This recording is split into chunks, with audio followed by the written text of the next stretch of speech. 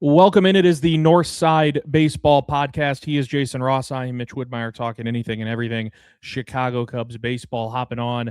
We are recording on a Tuesday for likely an early morning Wednesday publish.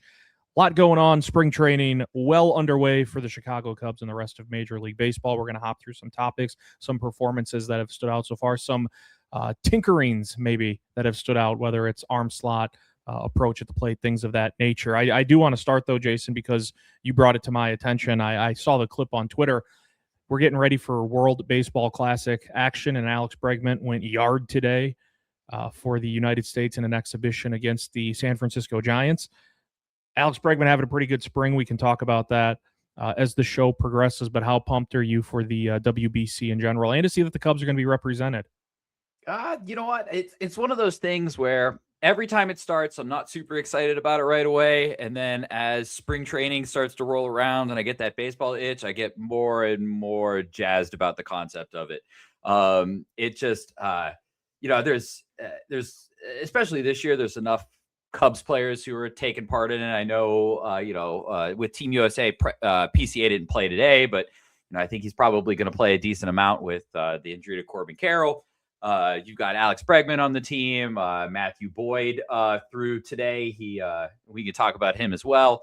So yeah, there's enough players, just even on Team USA that I'm pretty excited about, and then just kind of all the way around. So looking forward to it. We'll talk Alex Bregman here in a second. Seiya Suzuki hit a moonshot of a home run yesterday. Saw that, yeah.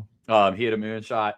Matthew Boyd with 13 swing and misses today in the game, which outpaced Paul Skeens. Paul Skeens only had 9, so Matthew Boyd better than Paul Skeens confirmed. That's your clubhouse leader in NL Cy Young voting right now. And then Bregman's home run, 437 feet, and it wasn't off of a nobody. It was off of Adrian Hauser, who, I wouldn't say that Adrian Hauser is a great major league pitcher, but he is a major league pitcher. So, a lot of times when we look at these spring training games, you see these guys hit, 437 foot home run off the bat. You're looking at a guy who's, maybe pitched Double-A last year, but in the case of Bregman, he hit off a home run off of somebody who earned a multi-year contract this offseason by the San Francisco Giants. I will say I thought they overpaid for that. Not a big Adrian Hauser guy, but you know what? It's beggars can't be choosers. Hitting home runs is good. So like to see Alex Bregman going deep today.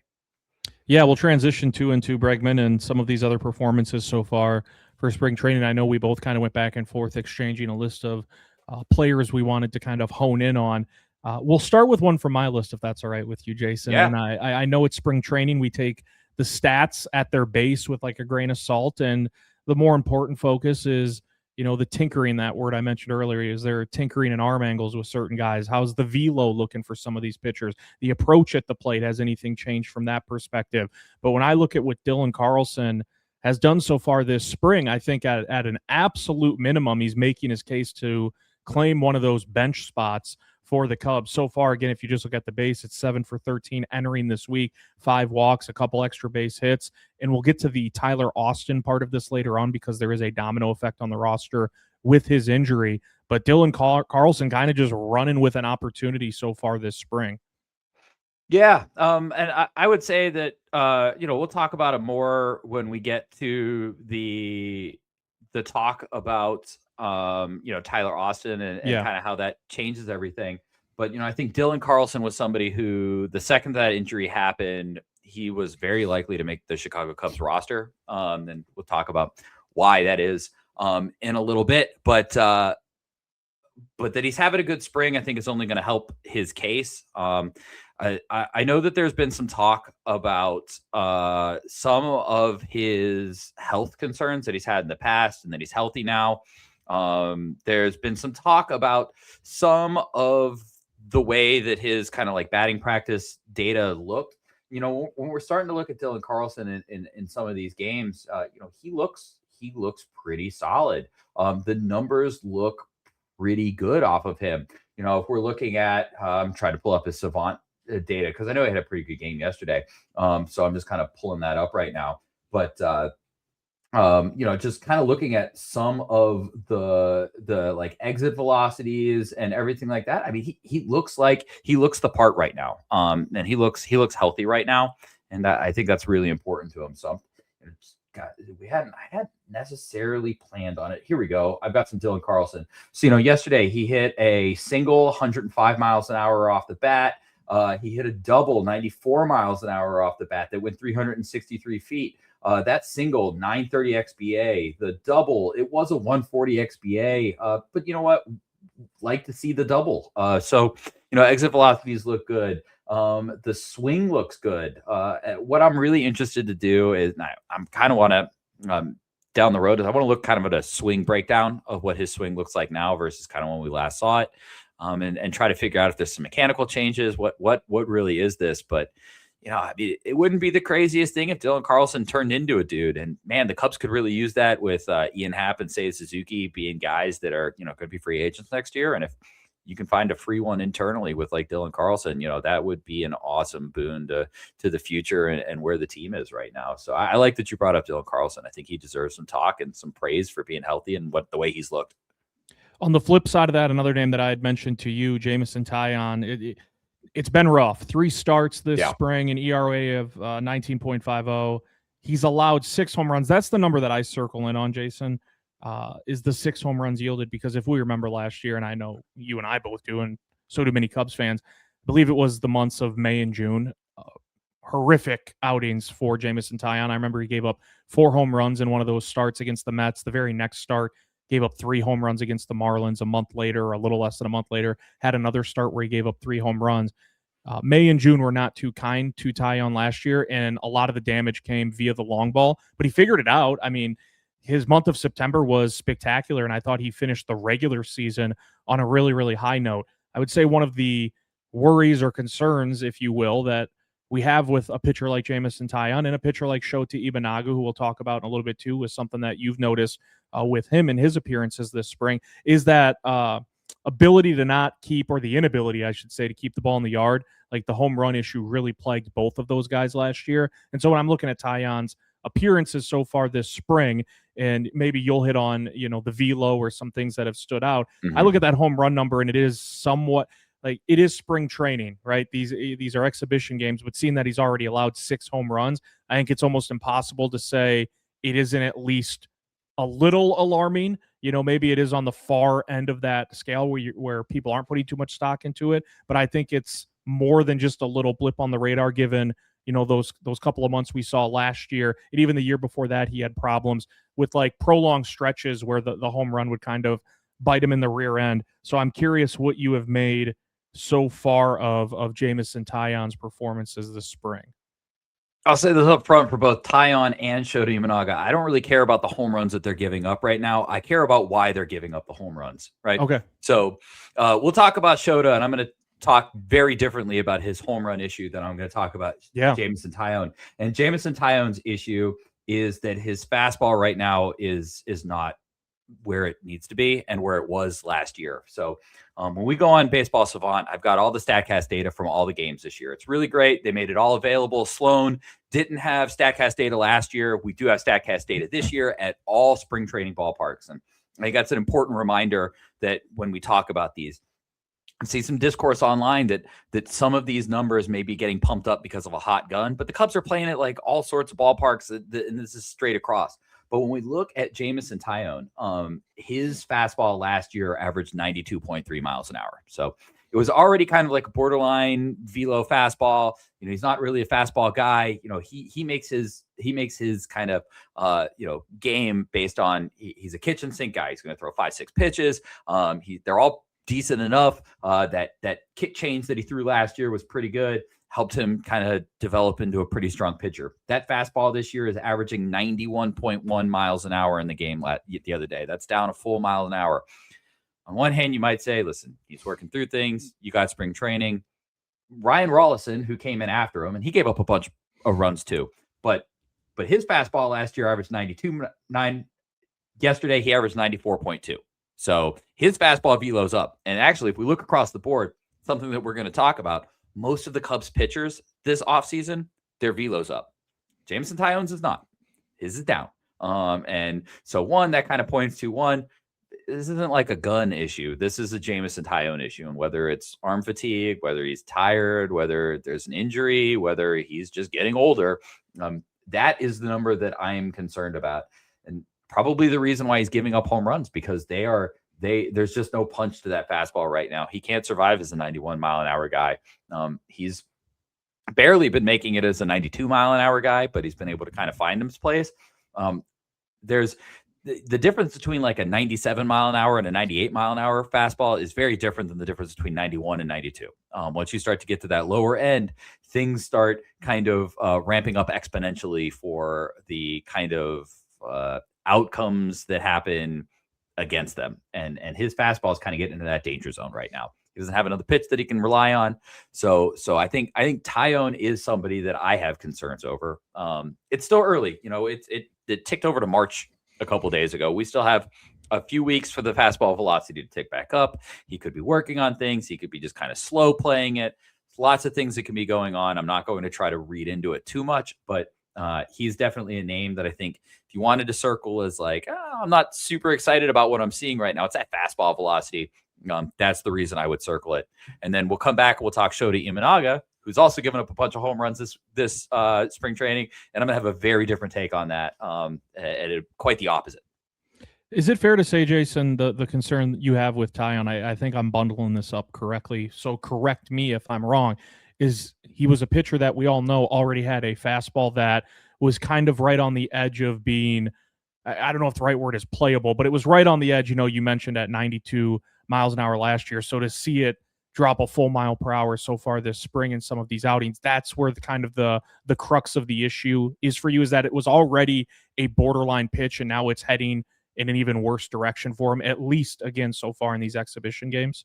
Yeah, that's exactly where I'm at. That fastball velocity is an issue. If we're looking at fastballs that were under 92 miles an hour last year, just seeing what the kind of league did against them. So I'm pulling them up right now and just kind of what it looks like as a league against them. It's just going to take me a couple seconds because now I'm interested in just giving everybody the kind of full look at it. So we're going to look at the league last year. This is 2025 against fastballs that are 92 miles an hour or lower. You're talking about a WOBA of 354. If we drop that to 91 miles an hour, it jumps from that to 357. That doesn't feel like a big jump, but that's going to keep ticking up. You're talking about 5-6 points of WOBA every time you drop in a mile per hour. And we're seeing over a mile per hour drop on that already. And that's just fastballs. So yeah, it's not great. It's not a great number to look at. And that's going to be something we can see throughout the league. If we look at a fastball over this 93 miles an hour, the difference in WOBA, all of a sudden it jumps to a 346. That's 10 points difference between a 91 and a 93. That's 2 miles an hour. And Jameson Taillon is kind of sitting in that range of like that we should be a little concerned about that. We see the home runs from Taillon. We see the velocity drop. I find concern. On the flip side, player I want to talk about, Shota Imanaga, giving up a bunch of home runs. His velocity is up 2 miles an hour. We last saw him sitting around 91 miles an hour. Today, he's sitting at around 93 miles an hour. He's thrown some of the hardest pitches he would have thrown last year came in his very first spring training start this year. He threw more pitches over 93 in that first start than he basically did all of last season. His arm angle is up. Yeah, he's given up some home runs, but with Shota Imanaga, that's feature and bug. He has a high ride fastball that he's going to sit in the upper third of the zone. That's a pitch that just gets hit for home runs. Doesn't matter who you are. At 93 miles an hour, he has less place to miss, but he also has more induced vertical break. And that means when he throws the fastball, gravity doesn't eat it up and drag it down as much as everybody else does. So he can live on that top third of the zone with an outlier shape. At 91 miles an hour, it's not nearly as good. At 93 miles an hour, it's very good. And that was a big problem that he had last year. His arm angle also sagged about 4 degrees. His arm angle is back up. We don't have exact arm angle readings from StatCast and spring training, but we can also look at the player breakdown and kind of see on an XY grid where it's at. It definitely looks closer to where it was in 2024 than it does, especially post leg injury 2025. When the weather gets cold and he gets to Wrigley and that wind is blowing, those home runs that you're seeing right now, they're going to turn into long fly balls. Wrigley's going to help take care of that. The cold weather is going to help take care of that. He's going to give up 22 home runs this year. He's just going to do that. So, if we're going to sit here and complain about Shota Imanaga home runs, that's feature and bug with him. That's like saying being upset that Pete Crow Armstrong struck out 2 or 3 times in a game. It's going to happen. Water is wet. Pete's going to strike out. Shota Imanaga is going to give up home runs. But if Shota Imanaga is going to throw 93 miles an hour and he has an arm angle where it was, we're going to see a pitcher overall who, yes, gives up home runs, but still looks far closer to the 2024 version of him than the 2025 version of him. He's going to have more separation on that fastball and that split finger. And for him, making sure that he can get that fastball up and live there while that split finger lives down is very important for him, because that split finger and that sweeper create chase.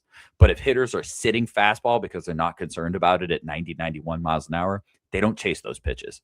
If they are swinging at the fastball at 93 miles an hour in that upper third because they can't let that sit past them because they're not just hunting fastballs, then they're far more susceptible to the sweeper and the split finger, which are, in terms of stuff, they're not great pitches, but they are so good because of the fastball being good. So I'm very encouraged with Shota Imanaga. I don't care about the home runs there because the concerns that I would have there would be fastball and arm slot, and they're where they're supposed to be. Taillon, on the other hand, is going the opposite way. We're seeing regression in pitch velocity. We're seeing regression in stuff, and that starts to set off red flags. It's March 3rd. They don't need to be like massive red flags. I wouldn't be like releasing Jameson Taillon or saying that he's not going to be an effective major league pitcher. But if he struggles in April, this is probably the reason why. And if Shota Imanaga is good in April, this is also probably the reason why. So it's two people who are showing similar results in that we're seeing home runs go. But I have one I'm still very encouraged about. The other I have concerns about. And that's kind of, I think, just like the biggest picture when we talk about like spring training. I don't really care about the results. What I care about is the process by which the results are happening, and the process by which Shota's having positives at, and the way that there are negatives, the home runs at, and Taillon's having those same problems are vastly different. So I have no concerns about Shota. Actually, very encouraged. I don't care that he gave up a bunch of home runs. Taillon, I do care he gave up a bunch of home runs, but by means of how he did it. Well said. One thing too, when we zoom out the microscope and look at the sort of the Cubs rotation situation scenarios entering this year, I'm giddy about Shota, and it helps just with the other arms around him. He went from last year, Jason, where it was like he might have to be your ace, he might have to be your number 2. He was the top end of the rotation guy. To this year, it's like Shota's probably your 4th best starter. And I just look around the league. There are a hell of a lot of teams that would sign up to have Shota be number 4 in their rotation. So to me, I think there's less pressure maybe for him to be the guy or one of the 2 guys in the rotation. And I hope that yields better results. And certainly the velo being, a tick or 2 up so far this spring is a sign in the right direction. It is the Northside Baseball Podcast. He is Jason Ross. I'm Mitch Woodmeyer, talking anything and everything Chicago Cubs baseball. However you get your podcast, always appreciative for you tuning in. There's another arm you wanted to talk about. I think it's a specific pitch. Ben Brown in the sinker. Am I correct on that? Floor is yours if so. Yeah, Ben Brown throwing a sinker is big news. That's a big deal. So it started to I can't take credit for noticing it in the first spring training. Bert's over at Northside Baseball gets a shout out on that one. He noticed it on the StatCast breakdown page. So just a little bit of background information for anybody who doesn't fully understand how Savant works, because I've learned a bunch in this offseason on how Savant works. Savant classifies pitches based on what pitchers tell them they throw. So if a pitcher says they throw a slider, Savant's going to look to the closest thing that kind of looks like a slider on their thing, and they're going to call it a slider, even if movement profile wise, it's really a sweeper. They don't really care. If a pitcher says they throw a pitch, then they start to look for that pitch. with Ben Brown on his very first start, he logged only 2 pitches, a fastball and a knuckle curve. And those are the only 2 pitches he threw in the past. You never really saw anything else. However, if you went to the player breakdown page, magically, like a handful of his fastballs had completely different movement patterns. Instead of the kind of upper third fastball kind of IVB breaker pitch that he threw, all of a sudden he had this pitch that he was not throwing in the upper third. It was showing up in the bottom third, and it had tail to it. That's a sinker. Well, because Ben Brown hadn't told Baseball Savant yet that he threw a sinker, it wasn't really in there.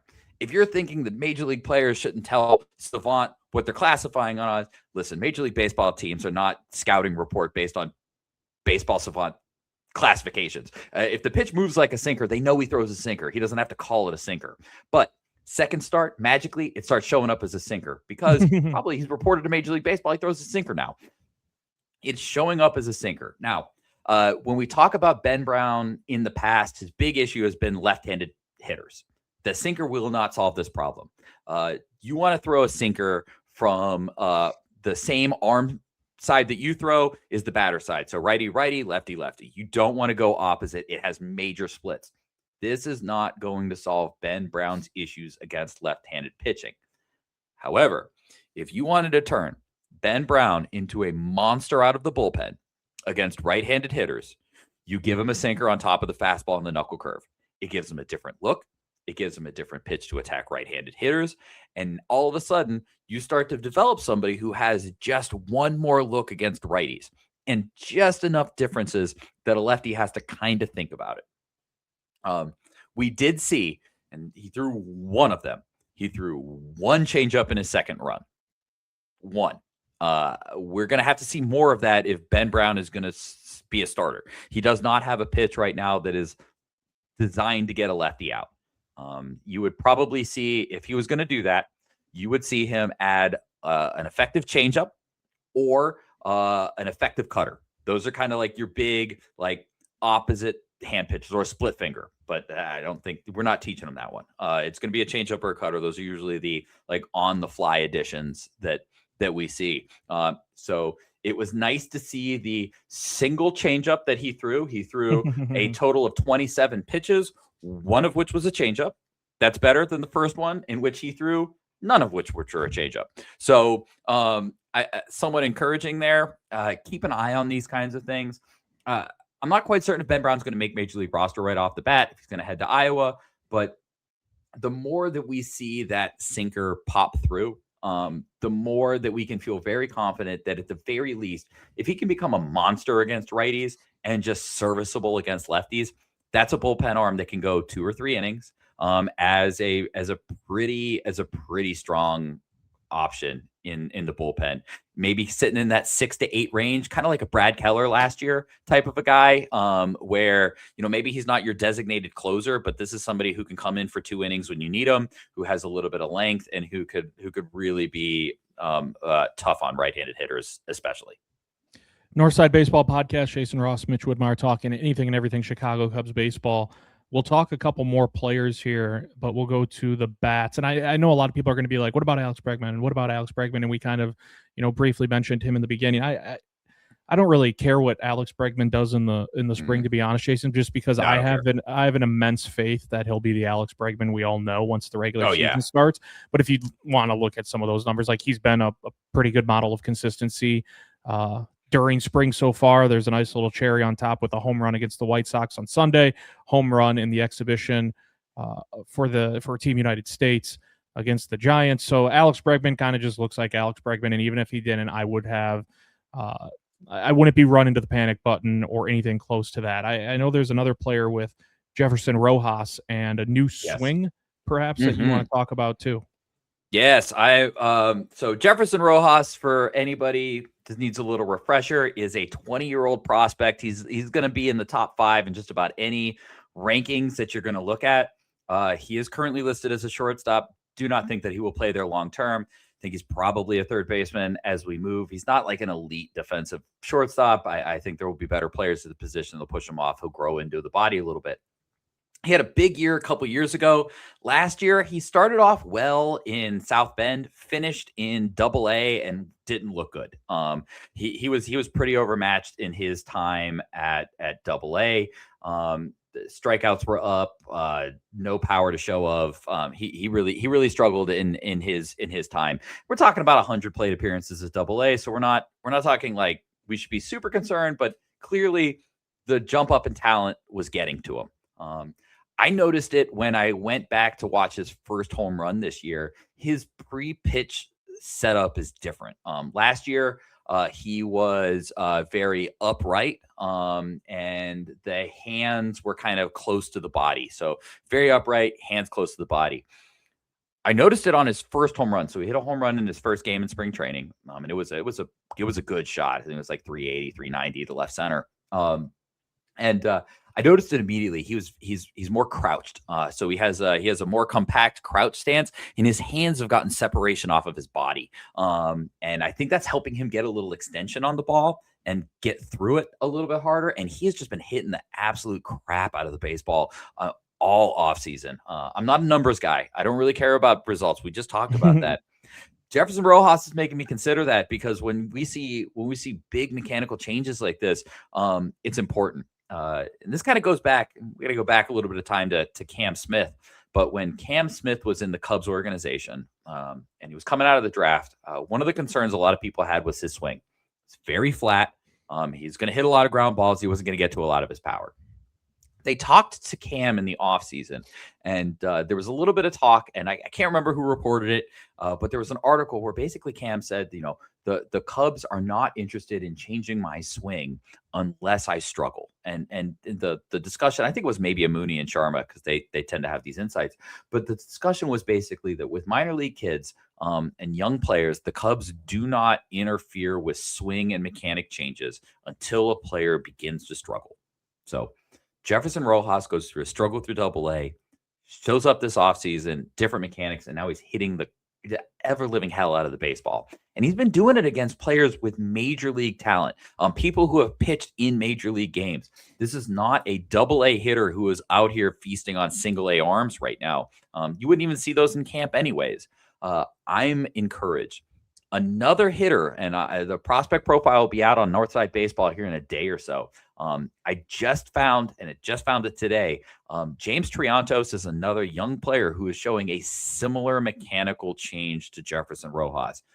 Don't expect him to go bananas with power, but he really struggled with batted ball data last year and a leg injury. I came across a video when I was doing some research on him from December, and his swing is different. He is more crouched. His hands are higher, so he moved his hands up, and there seems to be a little extra separation.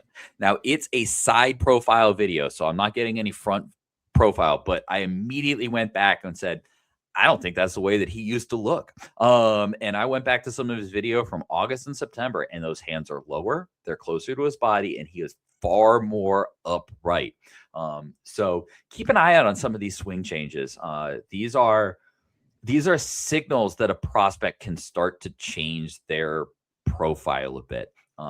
Jefferson Rojas is 20 years old, and he's going to be in Double A. We're not going to see him in the major leagues this year. We probably won't even see him in Triple A and get real StatCast data on him. What we can do, though, is look at how his numbers this year in Double A are going to kind of compare to last year in Double A. And the spring training stuff is good. He had a game against the Dodgers. He had the second longest hit. It was 388 feet. Just missed a home run. He has been hitting the ball super hard.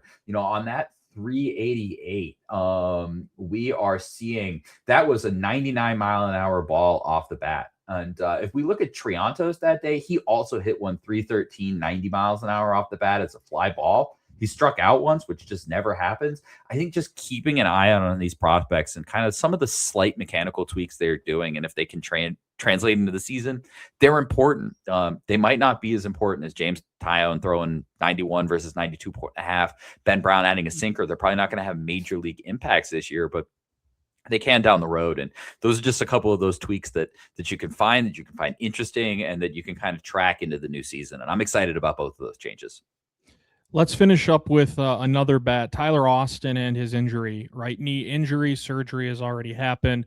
The Cubs have described it as an injury that will take months to come back from. So you're talking about a substantial amount of time. We mentioned his name earlier when we were talking about Dylan Carlson and sort of the spring that he has pieced together so far and seems to have a pathway towards landing one of those bench spots for the Cubs. What do you, I guess the question I would ask you, Jason, and you can run with it in the other direction you would like to as we finish up here, but what is the domino effect on this roster because of the Tyler Austin injury? So the way that the Cubs operate is they operate from a standpoint of depth. And you can see this with the way that they operated coming out of spring training last year with the bullpen. The players that they made sure to keep early in the season were players like Julian Mayweather, players like Brad Keller, players who could leave the organization if they were not kept on the 40-man roster and specifically, the major league roster. The reason why is because if you can send somebody down to the minors, like Javier Assad, who has options, versus keeping Brad Keller, then you can make new decisions later, right? If you keep Javier Assad and release Brad Keller right away, then it's done. Brad Keller's gone. Brad Keller goes somewhere else. But by keeping Brad Keller right off the bat on the 40-man and on the 26, and then sending somebody down with options, you give yourself as a team choices and depth. So when somebody else gets hurt, Javier Assad comes up. Last year, he got hurt. We didn't really see him. We didn't see him until July. Applying that the same way to the Cubs. With Tyler Austin, I think they were going to keep Tyler Austin. He was on a 1-year, pretty cheap deal. I thought they were going to do Kevin Alcantara before then, but the more I kind of think about it, I don't think he was making the major league roster. Not because he's a young player who needs bats. The Cubs aren't necessarily afraid of that. They've talked about young players gaining experience being on the roster, even if they're not playing on a daily basis. But if you don't keep Dylan Carlson, if you don't keep now Michael Conforto, if you don't keep Chas McCormick on the 40-man roster, you lose these players right away. You lose options. You can always call up Kevin Alcantara in June. He has options. You can't do that with Dylan Carlson if he decides to opt out day one. So I think there was always the chance. I think Dylan Carlson was probably going to make the major league roster over Kevin Alcantara the moment that they signed him, and I probably should have seen that. With Tyler Austin being hurt, that opens up another position on the bench, which I think will definitively be one, Michael Conforto. And we could talk Conforto a little bit. He had a bad season last year, but underlying data said he actually was better than he probably got credit for. His bat speed, keep an eye on the bat speed. It did kind of drop last year, kind of drop the power. I still think there's a potential useful, maybe corner outfielder, mostly DH, left-handed hitter off the bench. But I think now that probably guarantees that Dylan Carlson and Michael Conforto are going to make the roster. So if I was guessing the bench without any extra injuries, it's going to be Miguel Amaya / Carson Kelly. They're going to be 1A, 1B at catcher. Miguel Amaya has been doing work at first base, so he's probably your backup first baseman. Michael Busch seems like he's going to start most days. Got Michael Conforto. You have Dylan Carlson, and then you have Matt Shaw. And that's probably going to be the bench that the Cubs roll with out of spring training right now, because that allows them to keep Carlson and Conforto. If either of them are terrible, they'll dump them immediately. They had no fear last year dumping their bullpen when it wasn't working. When Julian Mayweather wasn't working, he's gone. When Chris Flexen wasn't working in the summer, he's gone. But you can only do that if you build up the depth right away and you option some of those young players down and keep some of the older players who could opt out if they wanted to there. Michael Conforto can opt out. Dylan Carlson can opt out. Chas McCormick can be added to the 40, and he still has options. So I think he'll probably get sent down to Iowa as backup depth. But that's probably my guess, and that's my read on the situation. It's not hurting that Dylan Carlson's having a good spring training. I think he's opening up some eyes. He looks healthy. Talk to StatCast data. It looks pretty solid. So I don't think any of that's hurting him right now. But I almost kind of feel like if he didn't look terrible, he was probably a near lock to make the the roster. And with that injury to Tyler Austin, it's going to open up, I think, Michael Conforto I think those two will take your last two spots. Remember, as we wrap things up here, last year, I gotta imagine we talked about it entering the season. I know we did once the season began, Jason, how the bench was a massive area of weakness for the Cubs.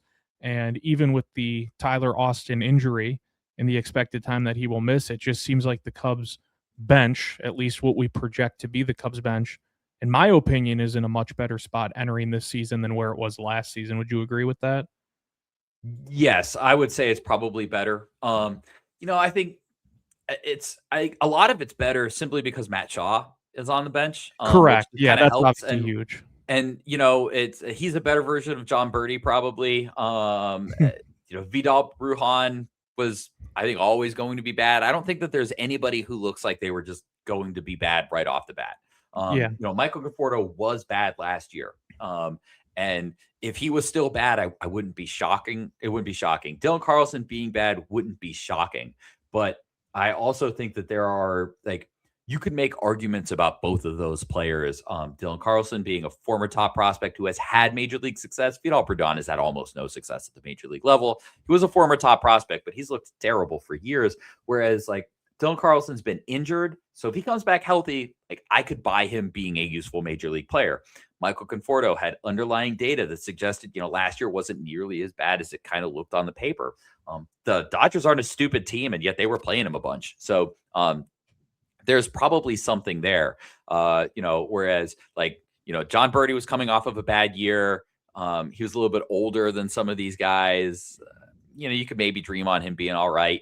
The last couple of years, we've seen at least a Miles Mastrobuoni or a Vidal Brujan or somebody like that on the roster. And I don't think we have anybody like that this year. So, it feels like the bench is probably a little bit in a better place.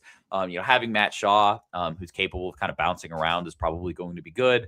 And at the same time, not needing maybe a platoon partner for Michael Busch is good as well. Somebody like Justin Turner just didn't, he was all right against left-handed pitching, but overall just wasn't very good. So, and I don't think that there's a Justin Turner that the Cubs are going to carry all season, even if they're bad. A vibes guy. Clubhouse. Yeah, vibes guy. I don't see necessarily a vibes guy this year. And I don't think they need to, because they brought in Alex Bregman, who's basically the vibes guy and the starting third baseman. And they're not going to be dumping Alex Bregman no matter what kind of a 2-week span he has or whatever Twitter fans want, because he went over 20 for a couple of days. No, he's good. So I think they have the vibes guy on the field more as opposed to in the clubhouse. And the bench, even if it isn't good, I mean, they can dump two of those guys pretty quickly and have backups. Jonathan Long and Kevin Alcantara are two young players who could probably come up and take both of those jobs if they're bad. Well said. Anything else you wanted to wrap up on? Oh, not really. I'm excited. It's we're only a few weeks away from it. I know. I wish Marquee was kind of broadcasted more games out there. It's kind of bummed me out on that end. I can watch some games on MLB.TV, but it's been kind of hard to always stick in and try to find streams for all these games. And so it'll be exciting to see the World Baseball Classic. I think that's going to be a lot of fun. Like I said, it's not one of those things that I normally get excited about at the beginning. And then as we get closer to baseball, I get more and more desperate to watch sports and watch baseball. So I find myself getting a little bit more excited. But I guess that's where I'm at. 100%. I agree with you. He is Jason Ross. I am Mitch Woodmeyer. We'll be back maybe next week, 2 weeks from now. We'll have to plan it out. But this has been another edition of the Northside Baseball Podcast.